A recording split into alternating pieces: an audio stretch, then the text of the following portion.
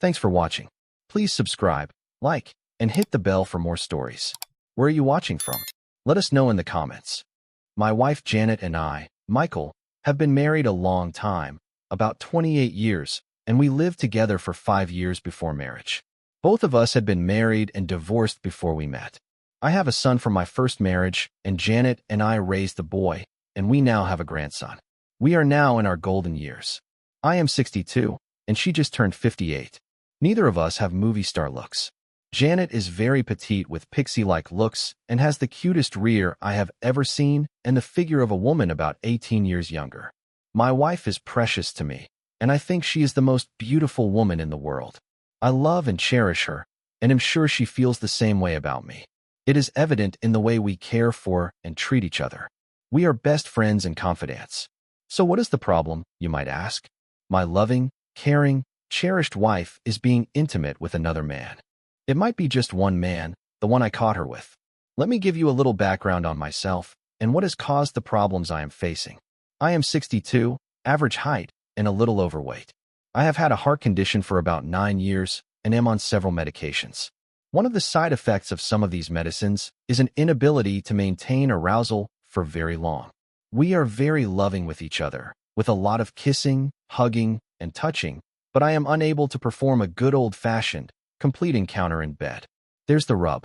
My wife has always been a big fan of intimacy, so for about 9 years she has had to depend on some toys. This was fine for a while, but apparently not for a steady diet. I am sort of retired. I have a small business that keeps me busy 2 or 3 days a week, but my wife is still working, thank God. I don't know how we would have made it without her excellent salary and health insurance. The company she works for has meetings at least every quarter, sometimes more, and she sometimes has to travel to the district office for these meetings.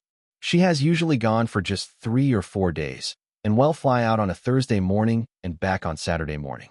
Every couple of years, there is a big district meeting to which the spouses are invited, and the company foots the bill. We fly out on Wednesday and return on Saturday or Sunday. Very nice. I go and play golf for 3 days while my wife goes to meetings. It was at one of the big meetings where I began to notice something was just not right. After checking into our room on Wednesday, we went down to the lobby bar to relax and wait for dinner. The meetings and my golf would start the next day. We were sitting at the bar when one of her coworkers walked up to us. I hadn't met him before, as he worked at the district office. He walked behind Janet and put both hands on her shoulders and began a gentle massage. Janet leaned forward to remove his hands and said, "Brian, this is my husband, Michael. Honey, this is Brian Cooper. He is my counterpart at the district office." Brian is a nice-looking man, around 6 feet and 200 pounds, and about 42 to 47. I shook hands with Brian and said I was glad to meet him and that Janet had mentioned what a good manager he was. Brian said, "Pleased to meet you, Mikey. I didn't realize that your husband was quite this old. No wonder." "Excuse me," I said. "My name is Michael. It was my grandfather's name, and I prefer not to disrespect his memory by shortening it." "And what do you mean, no wonder?" "Oh, sorry, nothing at all. See you all at dinner," he replied with a smirk on his face. After he left, I turned to Janet and asked, "What the hell was that about? He treats you like his property by putting his hands all over you, disrespects me, and made that comment, no wonder." "What did he mean by that, Janet? What the hell is going on?" A shadow passed over Janet's face, and then she recovered and said Brian was just awkward with people and didn't mean anything, and after all, he did say he was sorry. His wife didn't come to this meeting, and he is just a little lonely. Forget about him, and let's just enjoy our drinks and our dinner before going up to our room. I didn't want to let it go, but decided maybe I was just tired from the flight and was overreacting. However, it kept hovering in the back of my mind. We went up to our room, and I gave my wife a slow, relaxing massage and ran a hot bath for her.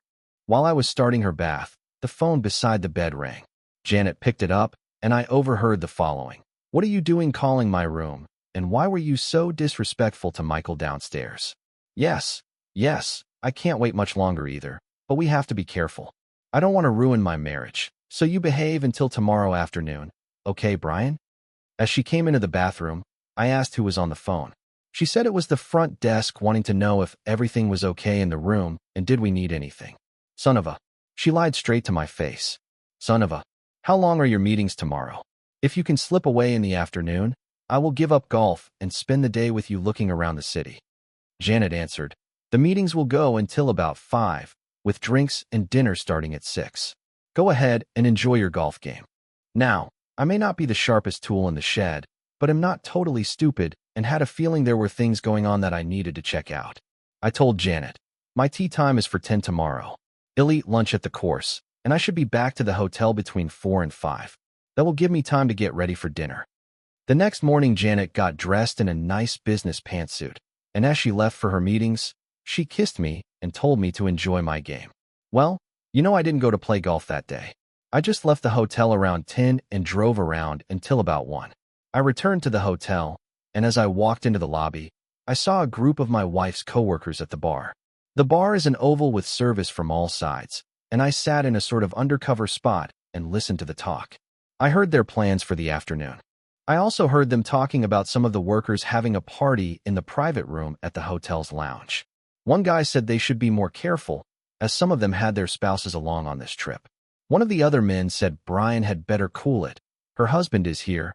It's not the same as the quarterly meetings. One lady said it was different at the quarterly meetings because no spouses came to those, and the people could really cut loose. Of course, I had to check out this private party after the event at the bar yesterday and hearing Brian's name. I walked into the lounge and went to the door to the private room. The door wouldn't open, and the bartender said it was locked for a private party. I walked over to the bar and laid a $50 bill down and asked if there was any way that the lock on the door had broken and didn't work properly. He just smiled at me and picked up the money. There's no way that it broke, but I'll unlock it for you. Give me 6 minutes.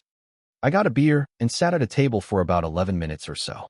I don't know how I managed to wait as long as I did, but I got up and tried the door again. As I started to enter the room, the bartender said, "Be careful."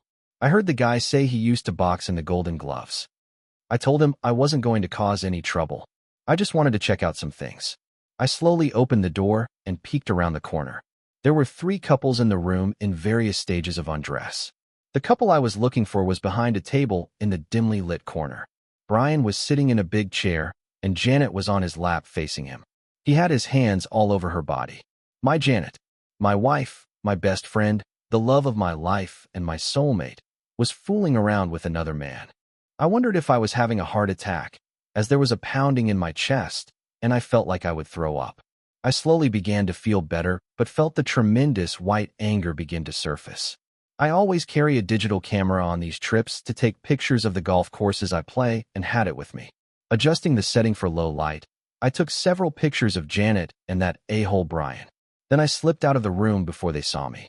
What do I do now? Should I rush in and confront them? Should I wait and get my revenge later?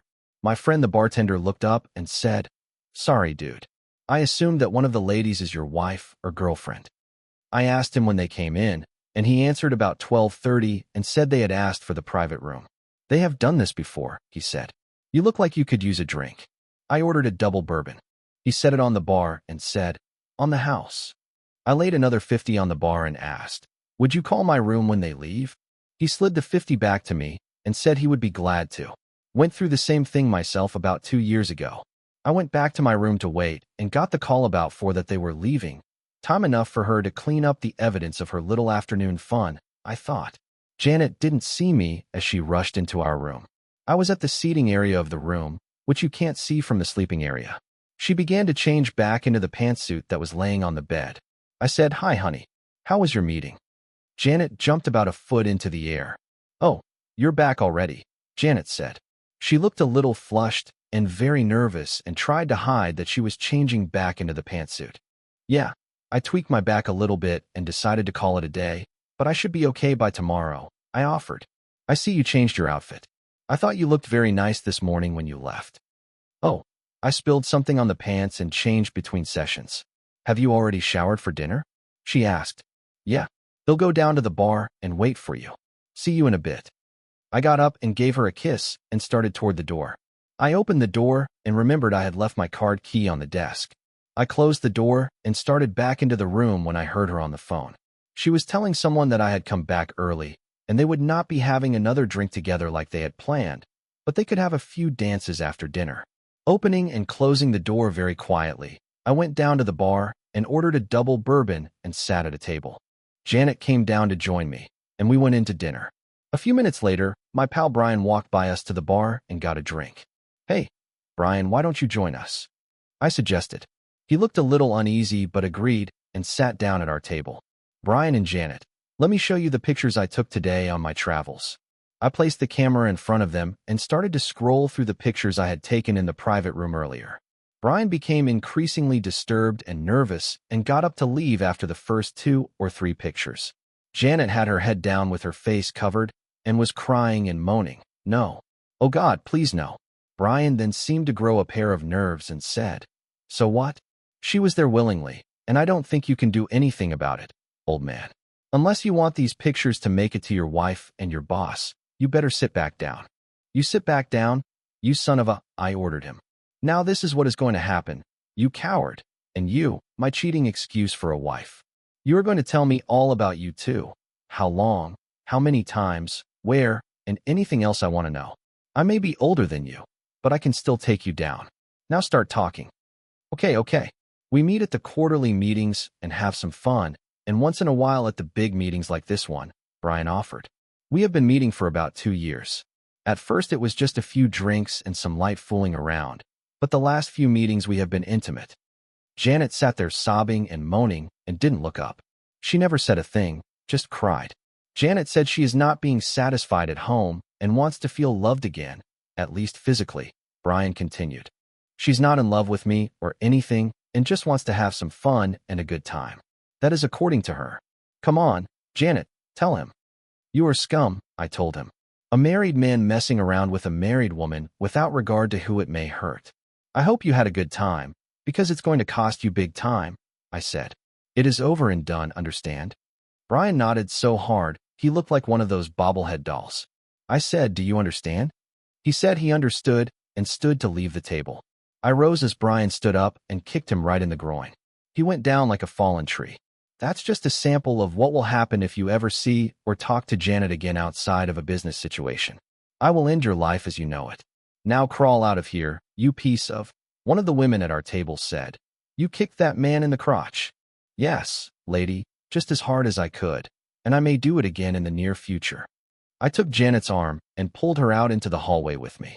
"Did you really think I was that stupid or so blind that I wouldn't catch on?" "Oh no, please God," she cried. "Michael, let me explain. Please. I love you, but I am really frustrated with no intimacy. The thing between Brian and me was only for the physical part. I was feeling old and worthless.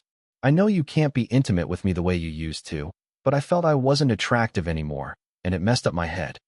Janet, it wasn't just for physical relief. It was a full-blown affair with dancing, romance, kissing, cuddling, and being together in bed. Not just physical contact, but full intimacy. Honey, in a way I could almost understand your need for closeness. There hasn't been complete intimacy between us for about 8 years due to the meds I take. But Brian, that lowlife piece of garbage? I can't believe your bad taste." I stopped to gather my thoughts for a few seconds and continued. "What I can't forgive is your lack of respect for me. I mean, doing all this at company functions where everyone knows. Then I have to socialize with the same people and not even know that I'm an object of scorn or pity or both. Now I understand some of the looks and comments I got. Jesus, Janet, why didn't you just shoot me?" Janet looked at me and asked, "Where do we go from here? Please, I will do anything to make it up to you and show you how sorry I am." "I don't know where we go from here, Janet. There is a flight back home tonight at 9. I will be on it. I know it is important for your job that you be here for tomorrow morning's sessions, but there is a flight out tomorrow at 1:30. It arrives about 3 at home. I will be at the airport to pick you up. If you are there, we can go home and discuss our problems and see if we can solve this situation." Janet started to say something, but I held up my hand to stop her. "If you stay here with your party pals and are not on that plane, I will pack up and leave tomorrow night, and it will be over. Your choice, Janet. I don't know if I can get around your playtime and your disrespect of me, but I am willing to at least talk about your actions and try to figure out what to do about us." Janet responded with, "Please, Michael, we can get past this. Just give me a chance." "Okay, enough talk. I am out of here," I said. "See you tomorrow night. Or maybe not. Good luck at your dinner tonight and your conference tomorrow. I don't believe you will be doing much dancing with Brian tonight." Maybe tomorrow, but I don't think so.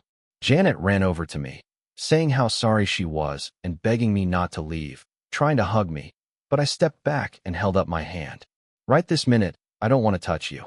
Leave me alone, I told her. She said, please don't go. We can go out to dinner and talk later and go home together tomorrow afternoon. Please. I can't, Janet. If I see that a-hole again, I might really hurt him this time. I am very upset with the rest of your coworkers too. A lot of them knew about this, and it is embarrassing for me to have to face them like nothing is going on. I'm leaving to catch that plane, and I guess I hope to see you tomorrow. I don't know how I feel right now. I only know that I hurt so bad I don't know if I can stand it. My heart is pounding, and I am so angry I could hurt someone. I left the entryway we were standing in and went to the desk to pick up my bag. The desk had the shuttle waiting, and I left for the airport. Maybe the flight would calm me down and allow me to iron things out in my head. No such luck. The more I thought, the angrier I got. If Brian had been on that plane, I would have opened the door and thrown him out. After I finally got home, I had a couple of drinks and thought some more. What should I do? I have a comfortable lifestyle, and that would all change if I split with Janet. One of the things that contributed to this lifestyle was Janet's job and the health insurance that goes with it. I could make a living, but I would not enjoy my life nearly as much as I did with Janet. Was that lifestyle that important? My heart was hurting because of Janet's lack of respect for me and our marriage.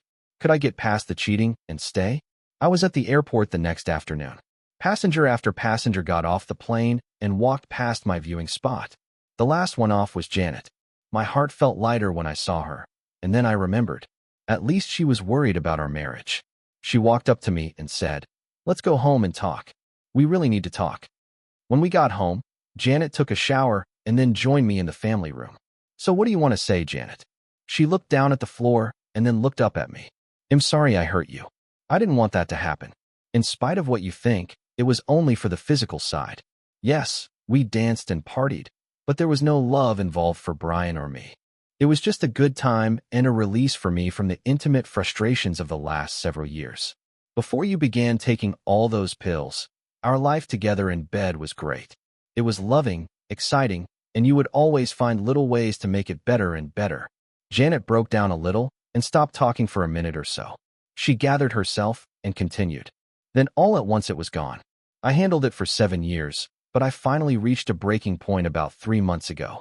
It would have been better if I had chosen someone else and somewhere else, but it just sort of happened. Again, I am truly sorry that you have been hurt. Please forgive me at least for that. She paused and asked, what are your plans? I have to leave, Janet. I can't stay here. You said you were sorry I got hurt, but you never said you were sorry you were intimate with another man. How am I supposed to live with that? The question is, how can I live without you? You have been my life for the last 29 plus years, and now I just have to walk away from all those memories and love. Your actions have killed all the feelings. I have to go, or I may die just like those feelings. Janet was crying again and said, why don't you stay at the house? I will move into the guest room, at least for now. If you leave and file for a separation or divorce, you won't be covered by my insurance anymore. I still love you and don't want you to leave and get sicker without the health care you need. Please stay here at least for a few weeks. I thought, why should I suffer because of a cheating wife? I had done nothing wrong, so I decided to stay. Things got back to as normal as they could. Well, as close as they could. We were polite to each other but had very little interaction, other than a few necessary conversations. Janet moved into the guest room and only came into my room to put away laundry and other routine things. We pretty much stayed out of each other's way as much as we could. I did start to drink some. Well, not some. Way too much. There were a few nights that I was not even close to sober, and most mornings I started off with a drink. This went on for about a couple of months. Then Janet asked me to sit and talk with her one night. You must stop this heavy drinking, Janet stated. It is very bad for you. What are you trying to do? Hurt yourself? Not really. But why should you care if I do? The insurance would pay for the funeral, I replied. Then you could play with Brian or any other helpers without me around to ruin your fun. I wanted to hurt Janet for her infidelity. For the first time since confronting her, I saw anger cross her face. You a-hole, Janet screamed at me. I love you, care about you, and worry about you more than anyone in your life ever has. If I didn't, I would not have subjected myself to this living hell we are in right now. What the hell is wrong with you? Why aren't you taking better care of yourself? Please talk to me and explain. Okay, you asked for it. The one person in the world that I really trusted, the one person that I loved more than myself, the one person who is so much a part of me just betrayed me in the worst way. Am just supposed to accept it and not let that affect me? I can't stand it. Am going crazy. Do I stay here because the alternative is I may get sicker and die? Do I do what any man with any pride would do and leave? I was almost screaming by now. There are two reasons I am still here. One, am more afraid of becoming sicker and kicking off than I am of being a coward. Two, and this is the most important one, I can't picture my life without you. In spite of what has happened, I still love you, but I do not know if I can get past what has happened. That is why I am drinking. It helps numb my brain so I don't see what was going on in that private room. Now, no more talks. Leave me alone. I went into my room and slammed the door. Things would have remained the same, and I probably would have drunk myself into the hospital. I couldn't get my mind around what had happened to my great life, and now it was gone. I guess I would have stayed with the way we were living and not done anything. However, fate, the gods, or the devil decided I hadn't been messed with enough, so they took a part in my little drama. Every week, I played the Mega Millions lottery, just $5. I had never won anything at all. Then one weekend, I checked the numbers and I won. Not just a little prize, but the whole shooting match. For other tickets were sold with the same numbers, which meant the winners would share the big prize. My share was $122 million. Holy, $122 million. I could take the cash, which would have been about $6 million, or a yearly check for about $250,000 a year for 22 years. I put the ticket in my grandson's name, and I got my son to manage the money for me. That way it would not be part of a divorce settlement if I decided to go that way. My son wasn't happy with fooling mama, but he knew the situation and agreed to my wishes. This money means I don't have to depend on Janet's insurance or salary anymore. If I want to leave, I can and not worry financially about anything. So now that I don't have to stay, do I stay? Do I salvage my pride and leave? I still don't know what to do. Now, I had my son claim the prize in my grandson's name. I did this for two reasons. First reason, the prize is paid out in installments over 22 years. I may not last that long, but my grandson will. My son will see that I get most of the money every year until I'm gone. Second reason, at the time I won the lottery, I was still so mad at Janet that I didn't want her to get any of that money. I thought she might just kick me out and go running to her lover Brian. My mind had really been messed up by her affair. After receiving the first check, I began to think more about my problem. I now had financial security, so that was no longer an issue. In spite of my anger and hurt, I thought of all our years together. The last few years had hardly been a picnic for either of us. Janet had never complained and had always been there to take care of me. I decided I should split the money with Janet. It was only fair. She had messed up big time and hurt me terribly, but she had been my best friend, lover, and wife for better than 29 years. When Janet came home from work, I told her we had to talk about our situation. We went into the family room and sat on opposite ends of the couch. Janet, I can't continue like this. We have to decide how to handle this problem. I'm so mad all the time, and I mean every waking minute. This cannot go on. It's driving me totally crazy. I'm so sorry, Michael. I never meant to hurt you, but I became so frustrated and felt so old and useless that I did a very stupid thing. The affair wasn't about love, just the physical side and the excitement of being wanted. Yes, we danced and made out and were intimate. It was a way to relieve my frustrations and make me feel attractive and wanted again. I am so very, very sorry to have hurt you. Please, let's get past this. We have many good years left to enjoy our family and each other. Please, Michael. Janet almost begged. Well, let me tell you how I feel, and then you tell me how to get out of this mess you have put us in. You have never once said you were sorry for the affair, Janet, only that you were sorry I got hurt. How long would it have continued if I hadn't caught you? Would you still have been sorry if you had never been caught? I believe you were only sorry you got caught, and how public it was when you did get caught. As you can see, I still had some major anger issues. You say it was because of your feelings of frustration, feeling old, feeling unwanted and unattractive. For better than 29 years I have told you every day that I love you. I never left the house without kissing you goodbye and kissing you hello when I came back. You were complimented on how nice you looked almost every day. How can you feel unwanted and unloved after all that? After pausing to calm myself a little, I said, I believe that if you had come to me and told me about how you were feeling, we could have taken steps to fix the problems. You didn't care enough about my feelings to discuss it with me. The solution you chose was to jump into bed with another man. That was a terrible thing to do to someone you say you were so in love with. Again, the anger rose. Your messing around with some a-hole is not the worst thing you did. The worst thing you did was to do it in such a public manner, getting involved with some guy from work and in such an open way. It shows how little you respect me. Most, if not all, of your coworkers knew about this little fun fest you were having. I wonder how hard they laughed at me behind my back. Poor old dude, can't hang on to his wife. Just great, Janet. Janet sat with tears running down her face and sobs racking her body. I no longer really cared. I had enough. I am done. Michael, please forgive me, and let's get past this horrible thing, Janet said again. I love you and want us to stay together. Please, Michael, can't we just stay together? No, Janet, I'm done. I have been there, done that, and got the stupid t-shirt. I am leaving you and will file for a divorce tomorrow. The papers were drawn up the first week we got back from the meetings. I will have to make a few adjustments to them, but they will be filed tomorrow. Now Janet was really crying. She sounded like her heart was broken. Well, why not? Mine certainly was. Janet, can you look at me for a moment? I asked.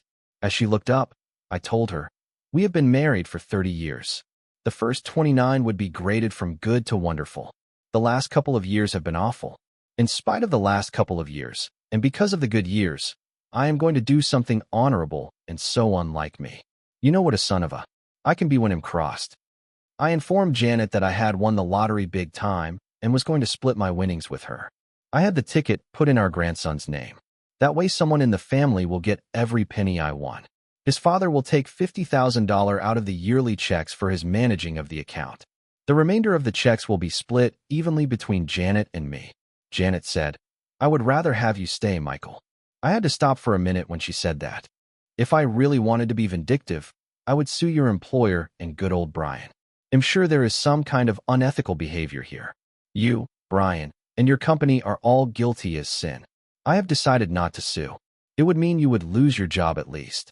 We have had too many good years for me to be that much of an a-hole. You may deserve it, but let God punish you. Okay, I'm done. I will be out of here when you get home from work tomorrow. Don't call me. Don't try to see me. I don't want to know you anymore. Goodbye, Janet. I loved you so much it almost hurt. You have killed that, and now all I do is hurt. The divorce papers were filed, and Janet didn't contest it. She just signed it and closed the book on our marriage. It will be final in about a week. By the way, someone sent some incriminating pictures to my old pal Brian's wife. She apparently did not like them. She kicked Brian out and divorced him, took him to the cleaners too. Janet and he lived together for a while, but it only lasted a couple of months. I guess the thrill of doing something forbidden was gone. Either that, or Janet got fed up with supporting him, and he got kicked out again. Shortly after Brian and Janet split up, Brian was robbed and mugged. During the robbery, he was beaten very badly. Brian had a broken kneecap and probably won't be doing much dancing. One arm was broken, and he almost lost part of his groin. The police questioned Brian's ex-wife and then questioned me. We both had airtight alibis. I was with my son and grandson on my boat on the lake where I now live. I got a loan based on my share of the lottery winnings, about $2 million. I wanted some pocket money to play with. My days are spent at my lakefront home. I play golf, fish, and watch two lovely women sunbathe on the bow of my new boat in very tiny swimsuits. It doesn't bother me that they are only there because of my money. At least I know what to expect from them. No surprises there, just good times. After thinking about it some, I changed doctors. The new guy altered my medication, and I can now sustain an erection for longer than 5 minutes. No marathon sessions, but I can please a woman and myself now. Not more than once a day, but hell, that's a great improvement. It has been 3 years plus since my divorce. My wife was having an affair due to my lack of being able to be intimate with her. That is the main reason that she gave me anyway. I changed doctors and meds, and that problem has been solved. Let me say here, my first doctor was concerned with treating my heart problems and saving my life. Everything else was secondary. He is a good man, and he did save my life. After a few years, I should have discussed my lack of intimate function with him and asked about changes. It is all on me that I let my intimate problems go on as long as they did. I guess I was more worried about living than what was happening in the bedroom. I can now satisfy both myself and my partner with a normal performance. Not more than 2 times a day, and not 2 times a day several days in a row. This is not the wild passion of my youth, but I'm not a young man anymore either. I just turned 65. I won the lottery just after our separation and decided to split it with my ex. I know. After what she had done to me with her affair, I should have told her to pound sand. In my own defense, she had given me 29 great years out of our 30-year marriage. She was my best friend. The last several years she was a saint, except for the affair, and took good care of me. My check from the lottery was about $600,000 a year. After paying taxes, paying my son to manage my accounts, and splitting my winnings with my ex, I still had a very substantial amount of money to play with, so play I did. I bought a house on a lake in Southern California, got a nice boat to go with it, and just began to enjoy the money in my life. I played golf, drove my boat and one of my new Chevy trucks, a small one and a big one, and just had a great time. This is what retirement should be. In addition to my toys, I always seem to have 1 or 2 young lovelies staying with me. Not always the same ones. They seem to sort of rotate new ones in. There is no doubt that they were there for the money. I never actually paid them directly, but some very nice presents came their way once in a while. Money was given for clothes, trinkets, and shopping. These ladies were all 26 to 36 years old, and they were not in love with this old man. Let me be clear about this. I don't care. After what happened with my ex-wife, I wasn't up for love anyway. I just know I would rather play with my toys in the company of attractive, willing women than by myself. If they were there for the party, I was the host with the most. I was sitting on my patio relaxing and admiring the 2 nearly nude ladies sunbathing by my pool when my son Brandon walked around the side of the house and joined me. A short word about my boy. He is divorced also. Different reason, same result. He is a single parent, and he and my grandson were frequently at my place. My grandson likes the lake and the boat, and my son likes the girls. There were a couple of my girls that he seemed to at least lust for, but he never made any moves. I told him to go for it at least 3 different times. He said he would just feel weird following in his father's footsteps, if you know what I mean. Brandon came over and sat down, looked at me, and said, "I need to say something, but I don't want you to go all ballistic, so just hear me out before you say anything. Okay, Pop?" "Go for it, Brandon," I said. "I'll try to keep my cool and my mouth shut until you are done. No promises after that. If this is another plea to get me to go back to Janet, you are wasting your time." "Pop, you have to meet and talk to Mama," Brandon began. "She is a basket case. She is losing weight, looks like an old bag lady, and she just doesn't seem to want to take care of herself. Please, Pop, go see her." "You done?" I asked. He nodded his head. "Brandon, I appreciate your concern and understand your love for Janet. However, there is no way I want to see, talk, or hear from her. What she did to me was the most horrible thing anyone has ever done. When I was young, I would have kicked the hell out of her and at least seriously hurt that a-hole who was with her instead of just leaving. No, son, I want meet or call her. She can live the life she made for herself. Don't bring this subject up again." Brandon looked at me for a long time. He seemed to puff up, get a little red in the face, and shouted at me, "You always were a hard-headed old man. I'm going to try one more time, and then I'm leaving.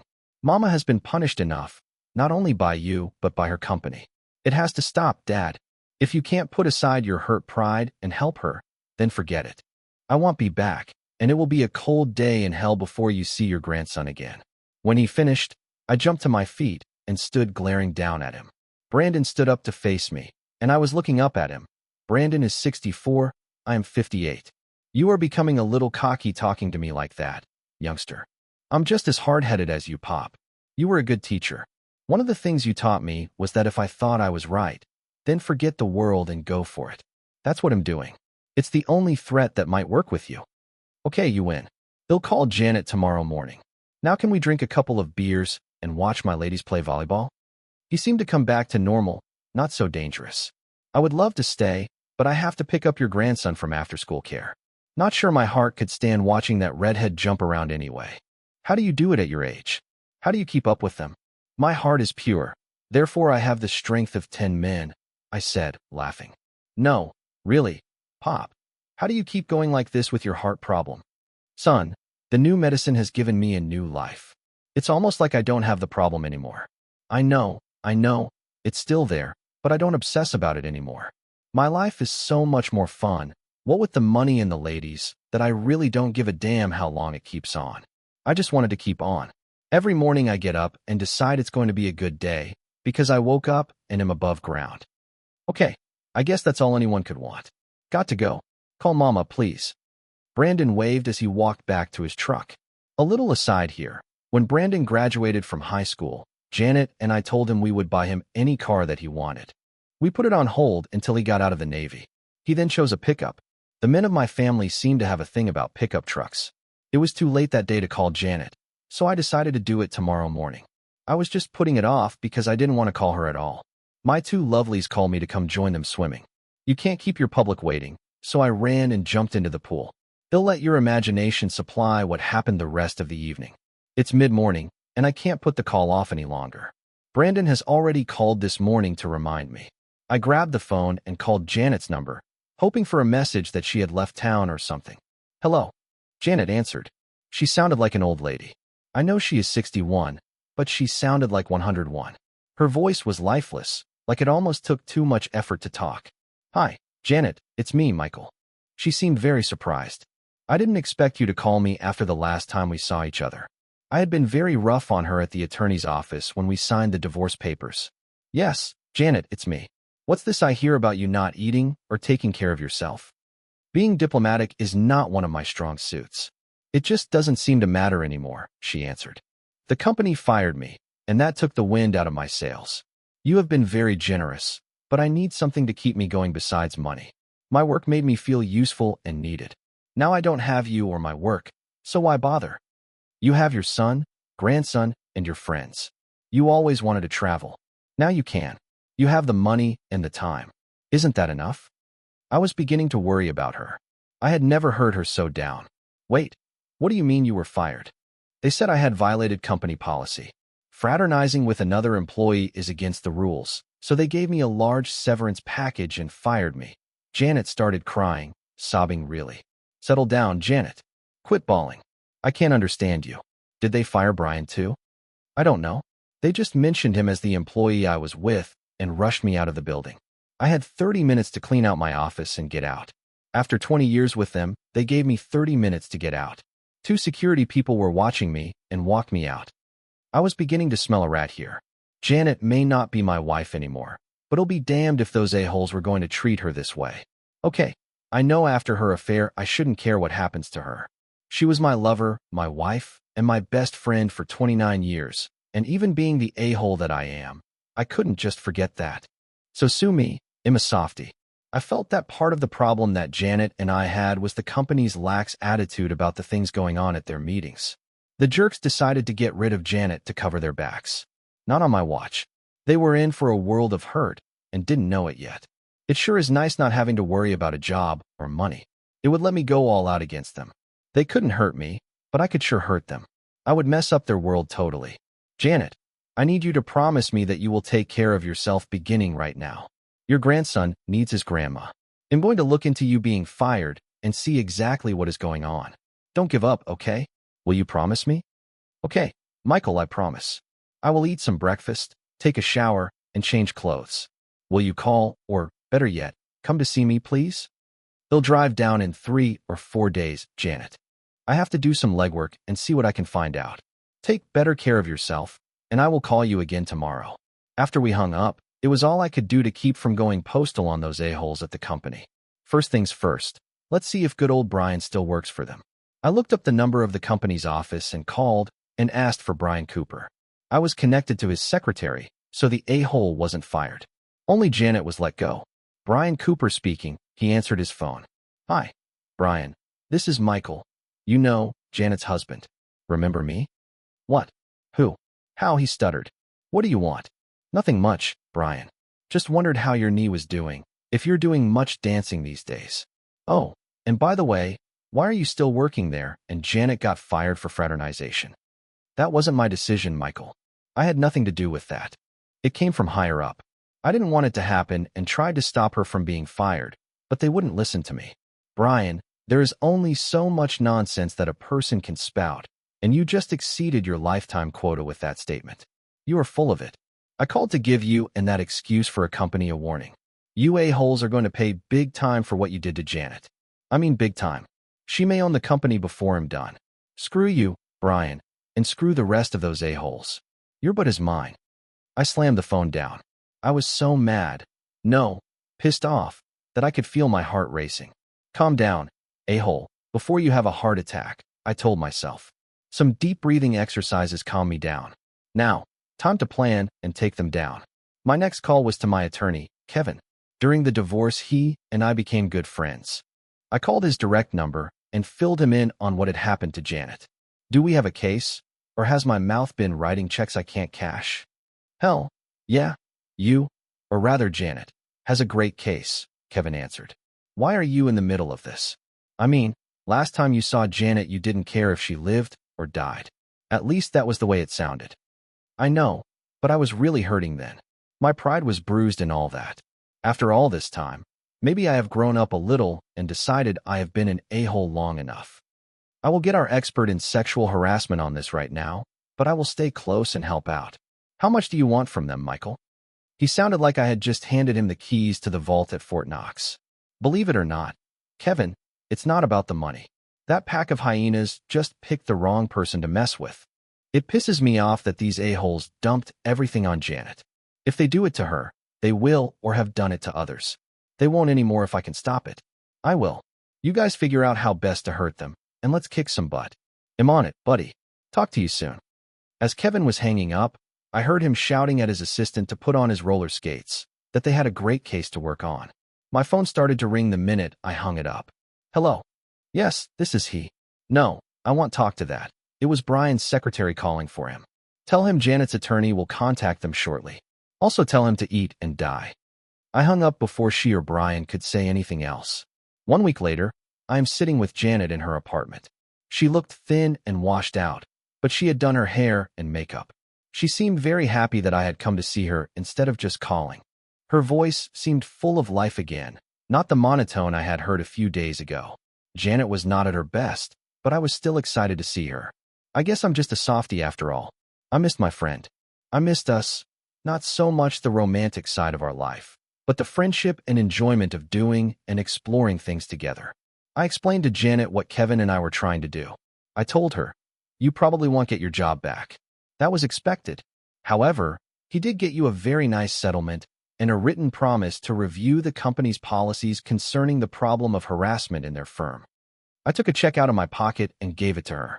This check is for $1 million, Janet said in amazement. Yeah, Kevin went for the quick fix. The company also paid Kevin's bill, so that is all yours. I really appreciate what you and Kevin have done for me, but it wasn't about the money. You give me more money than I need. I just need to feel useful and wanted. They took that away from me. I still don't have that. Meet me tomorrow, Janet. We'll discuss where this can go. Then I left Janet and went back home. The next day, when I saw Janet sitting across from me at the cafe, I could see the faint glimmer of hope in her eyes. It made what I was about to say even harder, but I knew there was no other way. She looked almost fragile, playing nervously with her coffee cup, waiting for me to speak. I took a deep breath, leaning forward, my hands clasped on the table. Janet, I've been thinking a lot about this about us. I started, my voice steady though my chest felt heavy. Her eyes widened slightly, as though she expected me to say something hopeful. I hated that I was about to take that away from her. I need to be honest with you, I continued. What happened between us broke something in me, something I don't think can ever be fixed. Trust it's the foundation of everything, and without it we just end up hurting each other again. Her face fell. She opened her mouth to respond, but I held up my hand gently, signaling her to let me finish. I don't think reconciliation is possible for us, Janet. As much as I care about the memories we've shared, the good moments, I can't see a future where I trust you again. And without trust, what do we have? Nothing that could last. Nothing that wouldn't eventually poison both of us, and the kids too. Her hands tightened around her cup. Michael, I know I hurt you. I know I betrayed your trust, but people change. I've changed, and I would do anything to make this right. I sighed, feeling the familiar pull of her words, but knowing I couldn't let myself go there. I don't doubt that you mean that, Janet. But this isn't just about change or apologies. It's about the fact that it'll always carry the weight of what happened. It'll always be there between us, no matter how hard we try to ignore it. And that's not fair to either of us, or to the kids. Her eyes glistened, and for a moment I thought she might cry, but instead she nodded slowly. So what do? She asked softly. We focus on the kids, I said, my voice firm but not unkind. That's what matters most. We'll meet when we need to talk about them, but anything beyond that, it's not healthy for either of us. I'm sorry, Janet, but this is the only way I can move forward. She looked down at the table for what felt like an eternity before finally nodding. If that's what you need, Michael, she said, her voice barely above a whisper, I'll respect that. As much as it hurt to see her like this, there was also a strange sense of relief. ID said what needed to be said. When we left the cafe, I walked away feeling like a weight had been lifted, even if it wasn't easy. Janet and I settled into the rhythm of being cordial at best. We saw each other at family events, birthdays, school plays, holidays. At first it was awkward, but over time it became bearable. I could see she was trying her best for the kids, and I appreciated that. Eventually, I started dating again. Her name was Melissa, smart, funny, with a kind heart. It felt easy with her in a way that I hadn't realized I needed. When Janet saw us together for the first time at one of the grandkids' school events, I caught a flicker of something in her expression, sadness, maybe regret, but she didn't say a word, and neither did I. This was my life now, a new chapter. And though part of me would always feel the sting of what had been lost, I knew I was moving in the right direction. That's the end of the story. What do you think? Let us know in the comments. And don't forget to like, subscribe, and hit the notification bell. Thanks for watching.